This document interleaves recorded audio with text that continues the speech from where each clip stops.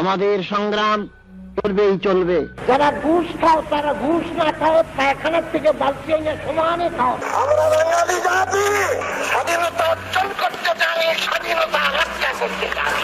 পাকিস্তান আর কোনদিন বাংলাদেশের মাটিতে পাও দিতে পারবে না। এতকালই পারে নাই, ব্রিটিশ গভর্নমেন্ট পারে নাই। আমি দমন হই না, বাংলা নয়। আসাম আমার, পশ্চিমবঙ্গ আমার, ত্রিপুরাও আমার। এগুলো ভারতের কবল থেকে মুক্ত করতে না পারলে বাংলাদেশের স্বাধীনতা ও মানচিত্র কখনোই পূর্ণতা পাবে না। কথাগুলো বলেছিলেন মজলুম জননেতা মাওলানা আব্দুল হামিদ খান ভাসানী। বিশ্ব ইতিহাসের একজন অবিসংবাদিত মহানায়ক মাওলানা আব্দুল হামিদ খান ভাসানী। একবার চীন থেকে ফিরতি পথে পাকিস্তানে নেমেছিলেন ভাসানী। মেয়র এক নাগরিক সংবর্ধনা দিয়েছিলেন ভাসানীকে। ভাসানীর মাথায় তালের টুপি আর পরনে লুঙ্গি। স্টেজে উঠলেন ভাষণ দিতে। ভাসানীর সুরত দেখে দর্শক শ্রোতাদের মধ্যে গুনগুন মন্তব্য, ইয়ে তো মিসকিন হ্যায়। কোরআন তেলাওয়াত দিয়ে ভাসানীর বক্তব্য শুরু হতেই ওই শ্রোতাদের কণ্ঠে আরেকটি মন্তব্য ভেসে এলো, ইয়ে তো মৌলানা হ্যায়। ভাসানীর রাজনৈতিক বক্তব্য শুরু হতেই ওই একই দর্শক শ্রোতারা বলে উঠলেন, আরে বাহ, ইয়ে তো পলিটিশিয়ান হ্যায়।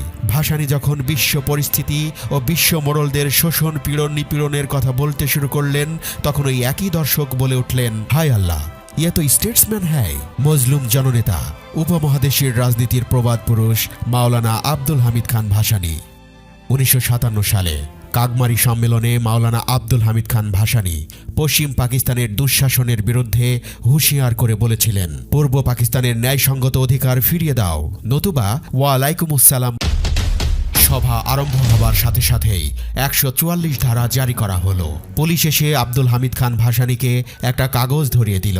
তিনি বললেন, মানি না 144 ধারা, আমি বক্তৃতা করব। মাওলানা সাহেব দাঁড়িয়ে বললেন, 144 ধারা জারি করা হয়েছে, আমাদের সভা করতে দেবে না। আমি বক্তৃতা করতে চাই না, তবে আসুন আপনারা মোনাজাত করুন, আল্লাহু আমিন। মাওলানা সাহেব মোনাজাত শুরু করলেন। মাইক্রোফোন সামনেই আছে। আধ ঘন্টা পর্যন্ত চিৎকার করে মোনাজাত করলেন, কিন্তু কিছুই বাকি রাখলেন না। যা বলার সবই বলে ফেললেন। পুলিশ অফিসার ও সেফাইরা হাত তুলে মোনাজাত করতে লাগলো। আধ ঘন্টা মোনাজাতে পুরো বক্তৃতা করে মাওলানা সাহেব সভা শেষ করলেন। পুলিশ ও মুসলিম লীগওয়ালারা পুরো বেয়াকুফ হয়ে গেল। তিনি ছিলেন বাংলাদেশের স্বাধীনতার প্রথম স্বপ্নদ্রষ্টাদের একজন ও পূর্ব পাকিস্তান আওয়ামী লীগের প্রতিষ্ঠাকালীন সভাপতি। শোষিত, বঞ্চিত, নিপীড়িত, অধিকার হারা মানুষের অধিকার আদায়ে সংগ্রামী মহাপুরুষ ছিলেন মাওলানা ভাসানী। ভাসানী এমন একজন নেতা ছিলেন যাকে নিয়ে বিভিন্ন দেশের বিভিন্ন বিশ্ববিদ্যালয়ে আজ পিএইচডি ডিগ্রি অর্জনে গবেষণা চলছে। মাওলানা ভাসানী আমাদের জাতীয় ইতিহাসে এক প্রাতঃস্মরণীয় নাম। সাম্রাজ্যবাদ, ঔপনিবেশবাদ ও আধিপত্যবাদ বিরোধী সংগ্রামের প্রবাদ পুরুষ মজলুম জননেতা মাওলানা ভাসানী।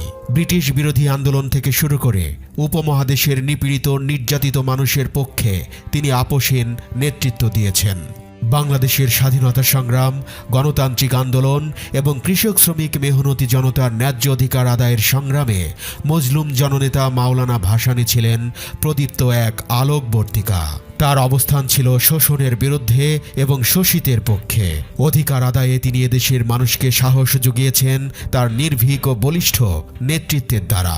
তার হুঙ্কারে কেঁপে উঠত অত্যাচারী শাসক ও শোষক গোষ্ঠীর মসনদ। তিনি বাংলাদেশের মানুষের কাছে মাওলানা ভাসানী ও অসংখ্য ধর্মীয় ভক্ত তাকে শুধু হুজুর বলেও সম্বোধন করতেন। 52 ভাষা আন্দোলনে তিনি উল্লেখযোগ্য ভূমিকা রেখেছিলেন।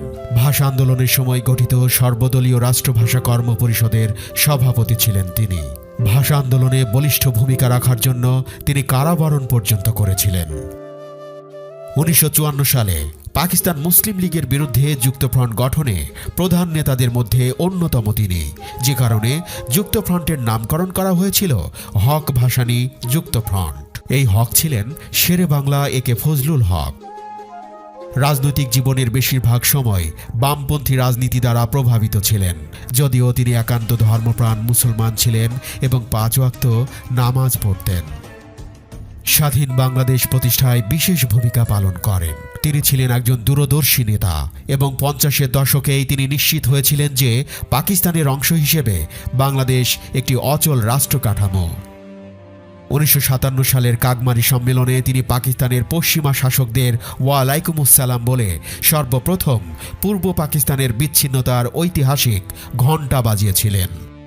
কাগমারি সম্মেলনে প্রদত্ত বক্তব্যে মাওলানা ভাসানী শেষ পর্যায়ে রেগে উঠে শহীদ সোহরাওয়ার্দীকে লক্ষ্য করে বলেছিলেন, শহীদ, তুমি আজ আমাকে পাক মার্কিন সামরিক চুক্তি সমর্থন করতে বলছো। তুমি যদি আমাকে বন্দুকের নলের সামনে দাঁড় করিয়ে জিজ্ঞাসা করো, আমি বলবো না।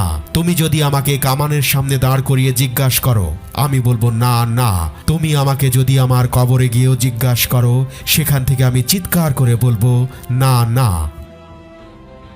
69-এর আন্দোলনেও তিনি উল্লেখযোগ্য ভূমিকা পালন করেছিলেন। কৃষক আন্দোলনের নেতা হিসেবে তার রাজনৈতিক জীবনের শুরু। তিনি সবসময় রাজনীতি করেছেন অধিকার বঞ্চিত মানুষের জন্য। দ্বিজাতি তত্ত্বের ভিত্তিতে সৃষ্টি হওয়া পাকিস্তানে তিনি উড়িয়েছিলেন অসাম্প্রদায়িক রাজনীতির পতাকা। দরিদ্র মানুষের মুক্তির লক্ষ্যে আজীবন সংগ্রাম করে গিয়েছেন মাওলানা আব্দুল হামিদ খান ভাসানী। দেওবন্দ মাদ্রাসায় ধর্মশিক্ষা বিষয়ে পড়াশোনা করতে গিয়ে তিনি সংগ্রামী ও দেশপ্রেমিক একদল আলেমের সংস্পর্শে আসেন। ইংরেজ শাসনের বিরুদ্ধে তাদের কাছ থেকে দীক্ষা গ্রহণ করে রাজনীতির প্রতি আকৃষ্ট হন। একসময় আসাম চলে গিয়ে কলকাতার সঙ্গে সম্পর্ক প্রতিষ্ঠা করেন। সেখানকার বিপ্লবীদের সঙ্গে দেওবন্দের মাওলানাদের চেতনার মিল দেখে তিনি এরকম রাজনীতির সঙ্গে একাত্ম হন। বিপ্লবী রাজনীতি শুধু ইংরেজ শাসনের বিরুদ্ধে পরিচালিত নয়, তাদের সৃষ্ট জমিদার, জোদ্দার ও মহাজনদের বিরুদ্ধে আন্দোলনের কর্মপন্থা এটি তাকে বিপ্লবীদের কাছাকাছি নিয়ে আসে। পূর্ব বাংলায় তিনি কৃষকদের নিয়ে ইংরেজ শাসনের তাবেদার শোষকদের গোলা জ্বালিয়ে দেওয়ার মতো অনেক ঘটনার জন্ম দেন। তিনি পরিচিত হয়ে ওঠেন বিদ্রোহী মাওলানা নামে। মাওলানা ভাসানীর বয়স যখন 30 বছর, ওই সময় প্রথম বিশ্বযুদ্ধ চলছিল। ইংরেজ শাসনের বিরুদ্ধে সাধারণ মানুষকে সচেতন করেছেন। তখন তিনি পরতেন পায়জামা ও পাঞ্জাবি। একদিন তার ধর্মীয় গুরু মাওলানা আজাদ সোভানি তাকে বললেন, কৃষক শ্রমিক যা পরে তা না পরে তুমি কিভাবে তাদের বন্ধু হবে? সেই যে মাওলানা ভাসানী লুঙ্গি ও পাঞ্জাবি পরা শুরু করেছিলেন, আজীবন তা বহাল রেখেছেন। মাওলানা ভাসানী 1880 সালের 12 ডিসেম্বর সিরাজগঞ্জের সয়া ধানগড়া গ্রামে জন্মগ্রহণ করেন। তার পিতা হাজী শারাফত আলী। হাজী শারাফত আলী ও বেগম শারাফত আলীর পরিবারে 4টি সন্তানের জন্ম হয়, একটি মেয়ে ও 3টি ছেলে। মোহাম্মদ আব্দুল হামিদ খান সবার ছোট। তার ডাকনাম ছিল চ্যাগা মিয়া। ছেলে মেয়ে বেশ ছোট থাকা অবস্থায় হাজী শারাফত আলী মারা যান। কিছুদিন পর এক মহামারীতে বেগম শারাফত ও 2 ছেলে আমির খান ও ইসমাইল খানও মারা যান। বেঁচে রইলেন বোন এবং ছোট ভাই আব্দুল হামিদ খান ওরফে চ্যাগা মিয়া। পিতৃহীন হামিদ প্রথমে কিছুদিন চাচা ইব্রাহিমের আশ্রয়ে থাকেন। ওই সময় ইরাকের এক আলেম ও ধর্মপ্রচারক প্রখ্যাত সুফি সৈয়দ নাসিরউদ্দিন আহমদ বগদাদি সিরাজগঞ্জে আসেন। হামিদ তার আশ্রয়ে কিছুদিন কাটান। এরপর প্রথম বিশ্বযুদ্ধের কিছুদিন পূর্বে 1893 সালে তিনি জয়পুরহাট জেলার পাঁচবিবি উপজেলার জমিদার শামসুদ্দিন আহমদ চৌধুরীর বাড়িতে যান। সেখানে তিনি মাদ্রাসার মোদাস্সেরের কাজ করেন এবং জমিদারের ছেলে মেয়েকে পড়ানোর দায়িত্ব নেন। 1897 সালে পীর সৈয়দ নাসিরউদ্দিনের সাথে আসাম গমন করেন। 1903 সালে আন্দোলনের সঙ্গে যুক্ত হন। ইসলামিক শিক্ষার উদ্দেশ্যে 1907-এ দেওবন্দ যান। 2 বছর সেখানে অধ্যয়ন করে আসামে ফিরে আসেন। 1917 সালে দেশবন্ধু চিত্তরঞ্জন দাস ময়মনসিংহ সফরে গেলে তার ভাষণ শুনে ভাসানী অনুপ্রাণিত হন। 1919 সালে কংগ্রেসে যোগদান করে অসহযোগ আন্দোলনে অংশগ্রহণ করে 10 মাস কারাদণ্ড ভোগ করেন। জেল থেকে ছাড়া পেয়ে 1921 সালে তিনি আলী ভাতৃদ্বয় অর্থাৎ মাওলানা মোহাম্মদ আলী এবং শওকত আলীর ডাকে খেলাফত আন্দোলন এবং একই সাথে দেশবন্ধুর ডাকে অসহযোগ আন্দোলনে যোগদান করলেন। আবারও গ্রেপ্তার হলেন তিনি। এবার হলো 7 দিনের জেল। 1922 সালে উত্তরবঙ্গ ও আসামে ভয়াবহ বন্যা দেখা দেয়। বিপন্ন মানুষের সেবায় এগিয়ে আসেন ভাসানী। কলকাতা থেকে এলেন দেশবন্ধু চিত্তরঞ্জন দাস, নেতাজি সুভাষ বসু সহ আরও অনেকে। ভাসানী এইসব জাতীয় নেতার সাথে মানুষের সেবায় দিনরাত কাজ করতে লাগলেন।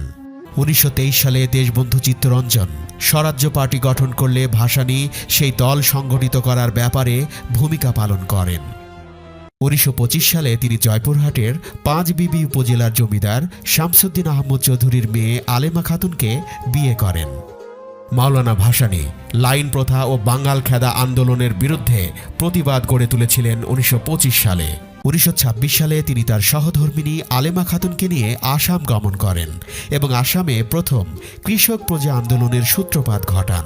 তখন সব জমিদার মিলে ইংরেজ গভর্নরকে দিয়ে মাওলানা ভাসানীকে অবাঞ্ছিত ব্যক্তি ঘোষণা করলেন। ভাসানীকে বাংলা থেকে বহিষ্কার আদেশ জারি করা হলো। অবশেষে ভাসানী সপরিবারে গিয়ে ঠাঁই নিলেন আসামের গহীন জঙ্গলে ঘাগমারা নামে এক জায়গায়। সাংগঠনিক কাজের জন্য মাঝে মাঝে কলকাতা বা অন্যান্য জায়গায় যেতে হলেও ভাসানী 1926 সাল থেকে 1947 সাল পর্যন্ত লাগাতারভাবে আসামেই ছিলেন। 1929 সালে আসামের ধুবড়ী জেলার ব্রহ্মপুত্র নদের ভাসানচরে প্রথম কৃষক সম্মেলনের আয়োজন করেন। এখান থেকেই তার নাম রাখা হয় ভাসানীর মাওলানা। এরপর থেকেই তার নামের শেষে যুক্ত হয় ভাসানী। তিনি 1929 সালে সিরাজগঞ্জের কাওয়াখোলা ময়দানে বঙ্গ আসাম প্রজা সম্মেলন আহ্বান করেন। এই সম্মেলনে প্রায় 3 লাখ লোকের সমাগম হয়েছিল। সম্মেলনের উদ্বোধন করেছিলেন হোসেন শহীদ সোহরাওয়ার্দী। 1937 সালে ভাসানী আসামের প্রাদেশিক মুসলিম লীগের সভাপতি নির্বাচিত হন। তার নেতৃত্বে আসামের 12টি জেলায় মুসলিম লীগের সংগঠন আরও জোরদার হয়। 1937 সালের নির্বাচনেই আসামের 34 আসনের মধ্যে 31টি আসন লাভ করে। ভাসানী নিজেও আইনসভার সদস্য নির্বাচিত হন। 1938 সালে তিনি রংপুরের গাইবান্ধায় কৃষক প্রজা সম্মেলনের আয়োজন করলেন। 1940 সালে তিনি জননেতা একে ফজলুল হকের সাথে মুসলিম লীগের ঐতিহাসিক লাহোর সম্মেলনে যোগদান করেন।